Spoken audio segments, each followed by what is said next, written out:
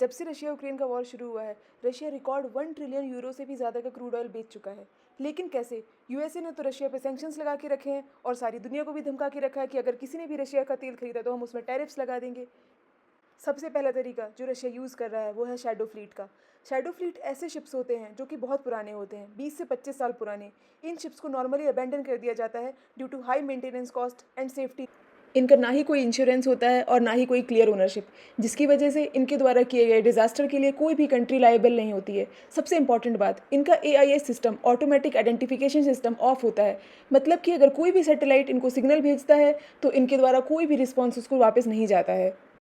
ऐसे degraded and ghost ships में Russia अपना क्रूड ऑयल लोड करता है एंड उनको ट्रांसफर करता है world over via shipping lanes. अभी भी एट दिस मोमेंट ऑल्सो ना जाने कितने शैडो फ्लीट के ships must be leaving the Russian ports to deliver its crude all over the world. ये शैडो फ्लीट के शिप्स चुपचाप हाई सीज में जाके लेजिटिमेट शिप्स के साथ मिक्सअप हो जाते हैं और उसमें अपना क्रूड ऑयल ट्रांसफ़र कर देते हैं, जिससे कि ऑयल का ओरिजिन क्या है ये पता ना लगाया जा सके। लेकिन इन शिप्स से क्रूड को ट्रांसफ़र करना कोई अच्छी बात नहीं है। जैसे कि हमने देखा, ये बहुत ही पुराने शिप्स होते हैं, तो इनमें डिज़ास्टर का खतरा बहुत ज़्यादा होता है। जैसे कि वेव एक्शन से शिप में बहुत ज़्यादा डैमेज हो सकता है और पूरा का पूरा ऑयल लीक कर सकता है। अब क्योंकि ये शिप किसी भी कंट्री की जिम्मेदारी नहीं थी, तो इस लीकिंग क्रूड ऑयल को क्लीन करने की जिम्मेदारी कौन लेगा? अब इस क्रूड को ना ही कोई क्लीन करेगा और ना ही इसको क्लीन करना इतना आसान है। ऐसे में ये सीवियर पोल्यूशन कॉज कर सकता है, specially mass killing of under water life. इसके साथ ही more than 50% of the Russian crude is purchased by China, और चाइना में सैंक्शन लगा दे इतनी हिम्मत यूएस की तो है नहीं।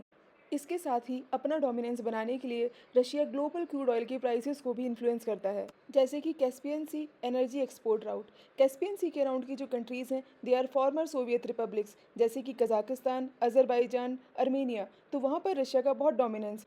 For example, 80% of Kazakhstan's oil export happens via Russian territory. मतलब कि पंप तो कजाकिस्तान कर रहा है, लेकिन रशिया डिसाइड कर रहा है कि ऑयल कहाँ जाएगा।